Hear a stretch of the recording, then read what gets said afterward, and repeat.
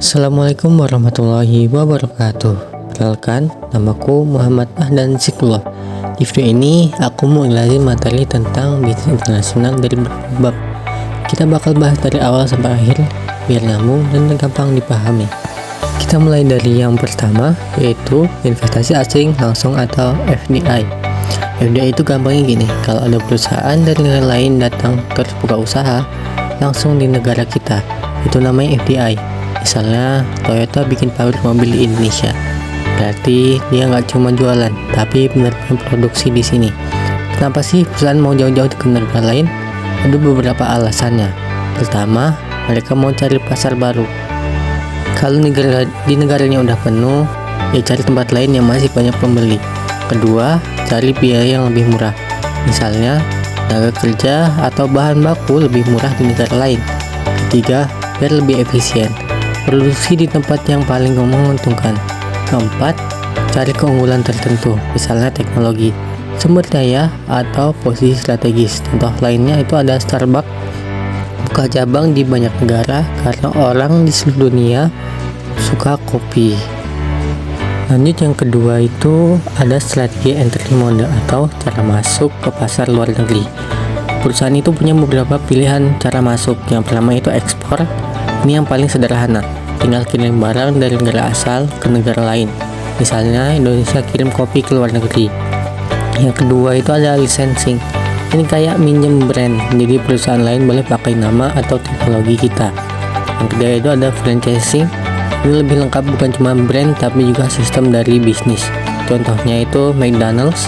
Orang lokal bisa buka cabang tapi harus ikut aturan dari pusat. Yang keempat itu ada joint venture. Ini kerjasama antara perusahaan asing dan lokal. Jadi mereka patungan bikin usaha bareng. Setiap cara punya kelebihan dan kekurangan. Ada yang gampang tapi kontrol kecil. Ada juga yang ribet tapi hasilnya lebih besar. Selanjutnya ada yang ketiga, yaitu strategi global. Di sini perusahaan harus memilih produk mau disamain di seluruh dunia atau desain tiap negara.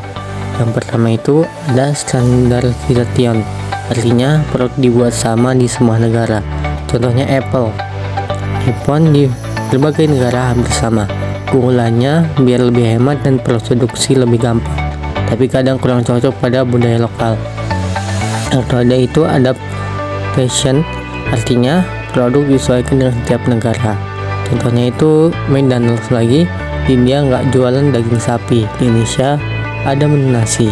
Keunggulannya lebih cocok dengan selera masyarakat, tapi biaya lebih mahal karena harus beda-beda. Biasanya perusahaan besar nggak pilih salah satu saja, tapi gabungan dari dua strategi ini. Yang terakhir, kita bakal bahas organisasi perusahaan multinasional. Kalau perusahaan sudah besar dan ada di banyak negara, pasti butuh sistem yang rapi supaya nggak berantakan. Ada beberapa cara mengatur organisasi. Yang pertama itu terpusat. Semua keputusan diatur dari kantor pusat. Kelebihannya kontrol kuat, tapi kadang lambat karena harus nunggu keputusan pusat.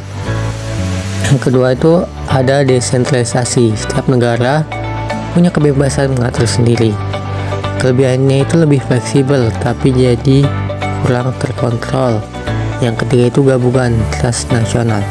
Ada yang diatur pusat, ada juga yang diserahkan ke lokal. Ini yang paling sering digunakan karena lebih seimbang, walaupun lebih kompleks. Contohnya itu ada Unilever, dia punya standar global tapi produknya disesuaikan dengan tiap negara. Oke, jadi setelah kita rangkum, kita bisa dapat kesimpulan bahwa FDI itu perusahaan yang mau buka langsung usahanya di luar negeri. Entry mode itu cara masuk ke pasar luar. Strategi global itu memilih antara disamain atau disesuaikan. Dari organisasi itu cara ngatur semua cabang di berbagai negara.